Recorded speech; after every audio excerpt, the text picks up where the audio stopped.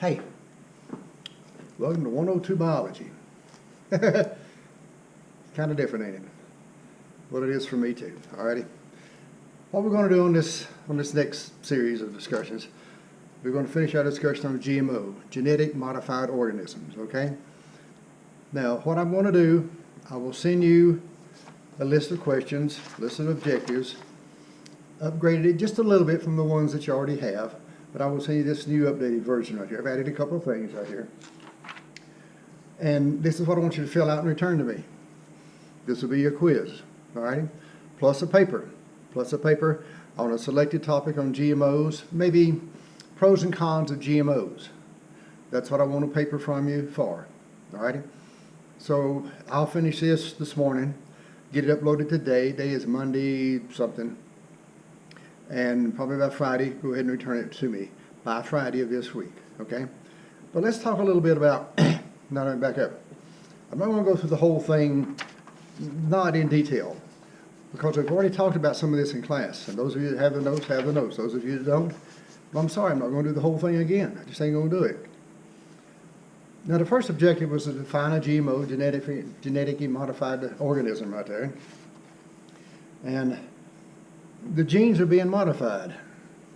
We defined a gene as a sequence of nucleotides that codes for a protein. Any gene will do this. This is a function of a gene. A gene is part of the chromosomes.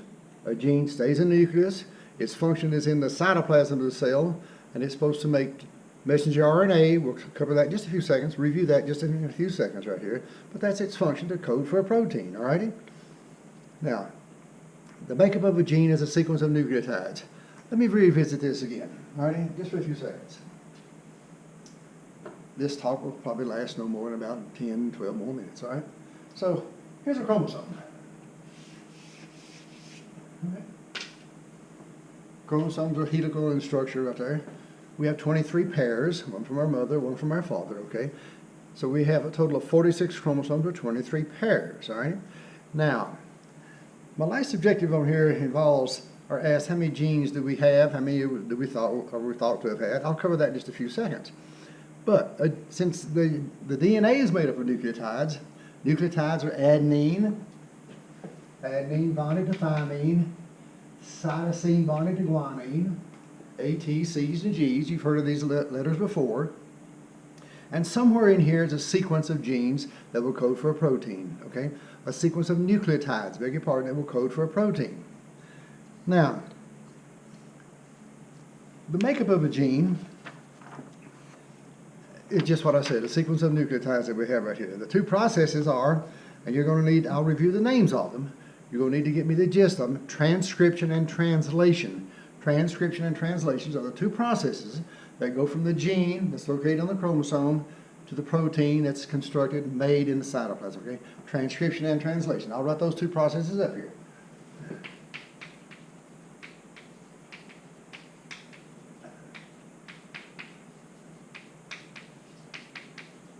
Transcription and translation. Now, I need from you look up something on this because we already covered this in class. Okay? Now, the first GMO, you can get that off the web. The first genetically modified organism, all right, will be on the web. All righty? Tell me what it was, tell me when it was. You might be surprised at the date, how long this has been going on. All righty? Find me that on the web. Now, I'm going to skip one here for a few seconds. The next one involves what are some of the advantages of GMOs and disadvantages of GMOs. Well, that's going to be what your paper is. Pros and cons, advantages and disadvantages of GMOs. Now, you can pick a particular GMO if you like. That might be the easiest way to do it. Look up a list of GMOs on the web. Pick one. Read around a little bit right there. Pick one that you can write me a paper for, the pros and cons of the genetic modified organism. But I want to talk to you a few minutes about how is this GMO process done? List the steps. Okay? Now, one of the more recent GMOs that I'm familiar with is the American chestnut tree. We mentioned this in class. American chestnut was a hell of a dominating tree right here back in the 30s, back in the 1930s. There was a blight that came through and wiped out the American chestnuts. If you find one alive today, it really, really is diseased. I have one on my property. and it ain't worth cutting down for killing. I'm going to leave it alone, let it die naturally.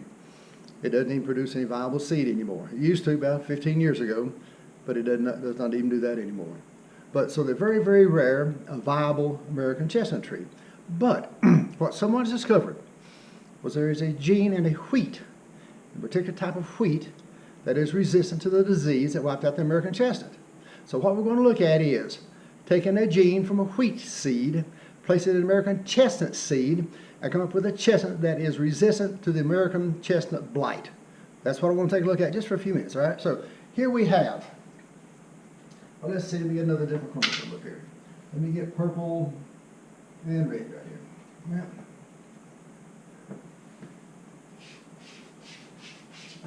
Probably should have picked one that would match it better right here.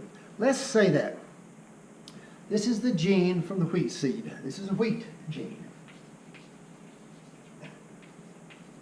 All right. This is the chestnut gene. GS. All right. Now, somewhere on a particular chromosome, I don't even know how many chromosomes are in chestnuts or how many chromosomes are in wheat. I could look it up, but that doesn't really matter. But let's pick on chromosome number 4, just for the heck of it right here. Could pick up 5, 8, or whatever, but let's just say this is on chromosome number 4, all right? On number 4. All right. Now, right here, the sequence of nucleotides. Whatever that it is, whatever the numbers is. Maybe a few thousand nucleotides right here. It's going to code for a protein through the processes of transcription and translation. Well, we're going to take this gene right here, from this wheat seed right here, and we're going to put it in this chromosome of this chestnut right here. And we're going to transfer resistance to the American chestnut blight. But this was done a few years ago, 5 or 6 years ago. And they have viable seed right now that are tested. I volunteered to get some. The list was fairly long when I saw it, and I did not get on the list. I will here before long. And I would love to plant 500 American chestnut seeds on my property. Okay? But I haven't done that yet. But I'm looking forward to doing that. But anyway, so how are we going to do this? How are we going to take the gene from this wheat seed right here, transfer it to this chestnut seed over here, and produce a viable seed that is resistant to the American chestnut blight? Now, what we have to do, the first thing is to get a vector. And more than likely it's going to be a virus. So select vector. Step 1 right here, select vector. I ain't worried about transcription and translation now. Step 1, select vector. And more than likely it's going to be a virus. VRUS, virus. Okay? Now that virus has to attack the wheat seed, get the right gene, get the right sequence of nucleotides, transfer that sequence, that proper sequence, to the American chestnut right there, and add it to the proper place. That's a hell of a thing to do. The trick is, and this won't be done in one full step, this gene right here, it's not color-coded or anything right there. It's a sequence of trial and errors is what that it is right here. So let's say that maybe the 100th trial, the virus actually attacks, actually finds the right gene. The problem is, if I'm going to add, let's say that's what I take right there. This is the amount that I do need from here to here. That's the amount that I do need from there to there. But my virus doesn't know that. It doesn't know where the sequence starts and the sequence stops for the gene. It's going to take some above it and some below it. Maybe too much. I don't know. So, but let's say that I transfer this right here. I transfer this amount right here. I'm going to transfer more genetic material, more chromosomal material than I need. Because if I don't transfer enough, it's not going to be functional. And will not transfer the exact amount because the virus cannot read the sequence of nucleotides for this gene that I need. But let's say that I transfer a chunk of DNA from the wheat seed to the chestnut seed. All right? So I transfer that over here. Now, it doesn't mean I'm going to wipe this thing out. It doesn't mean I'm going to wipe it out at all. But let's say that I can break this over here. I can break this over here. Let's say that I can do that. That the same virus finds the same sequence of events, same sequence of nucleotides in my chestnut seed right there, eliminates it, and now I'm going to transpose this amount right here this amount over here, and lo and behold, I will add a number of nucleotides from here to here. I'm going to add more than I take out. I'm going to add more than I take out, because if I don't add enough, I don't have the resistance. All right? And this is trial and error is what that it is right here. So the disadvantages of a GMO is not adding the proper sequence of nucleotides, adding more than what we need. Now, how does that affect the transcription and translation? It's trial and error. Maybe I've transferred something else to that chestnut plant right there. Maybe it's 20 years before I figure out that I've made it resistant to something else or susceptible to something else. We don't know. That's the problem with genetic modified organisms right here. We simply do not know from the transferred the numbers of nucleotides, the outcomes for these nucleotides that are present in this new modified organism. Okay? That's the problem that we have. So let's figure this out right here. We select a vector right here, a virus right here. We select a sequence of events, all right? Select a sequence of nucleotides. Beg your pardon, select a sequence of nucleotides.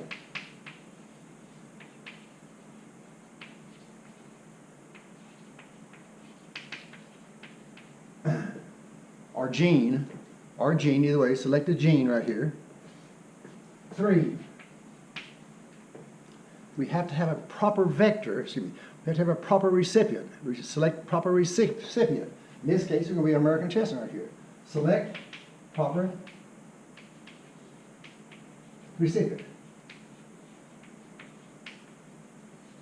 All right. All right.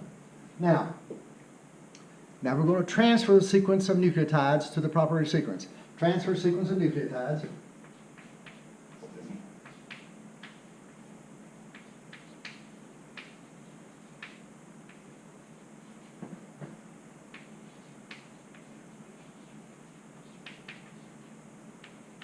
To recipient.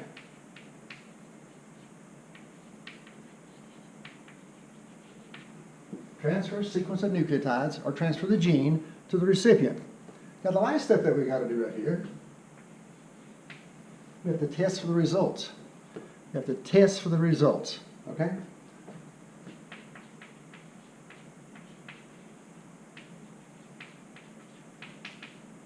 Test for the results. Okay? Now this is done with any genetically modified organism. You have to have a gene that you want to put in a recipient that's defective. The recipient has a defective gene, you got to put in the proper gene, the correct gene, the healthy gene, and then you test for the results. This may take years. This may never happen for some diseases, for some plant diseases, okay? But it happened for the American chestnut, we think. Okay. Now the last one. How many genes were we thought to have had? We are thought to have 100,000 genes. 100,000 genes in the makeup of our genetic material. Back about 2000, there was a World Genome Project. There's about 10 or 12 labs throughout the world that were given sequences, given chunks of chromosomes. Out of 23 pairs, let's say they were given 12. Let's say they were given each 2 chromosomes to analyze. Chromosome 1 and 2 went to one lab, 3 and 4 went to another lab, 4 and 5 went to another lab. So somewhere around the world, all the sequence of nucleotides in all of these chromosomes is numbered. It is named, and it's full of A's and T's and C's and G's. It's all the hell that we have in the makeup of our chromosomes, okay? So, and you can get a copy of this thing. It stands about 5 feet tall. Shipping's pretty expensive, but you can get a copy of the blooming thing. But all it has is 4 letters in it. That's the truth. Now, we were thought to have had 100,000 genes. We actually have around 25,000 to 30,000 genes. So the number's about 1/3 of what we thought that we had. Well, we're about as complicated as a dandelion, as an oak tree. Okay, they have about that same amount of genes right there. But what makes it so blooming complicated? It's the interaction of the gene, the genetic interaction. We do not understand that yet, okay? We do not understand that yet. For instance, insulin. Insulin, we would think the insulin gene would code for protein, which would allow the insulin to get into the cell through the cell membrane. But there's 2 proteins that are involved. Insulin is a subset of 2 proteins. Complement is a series of 8 proteins that's involved in blood clotting. So, and those are fairly simple right there, 2 to 8.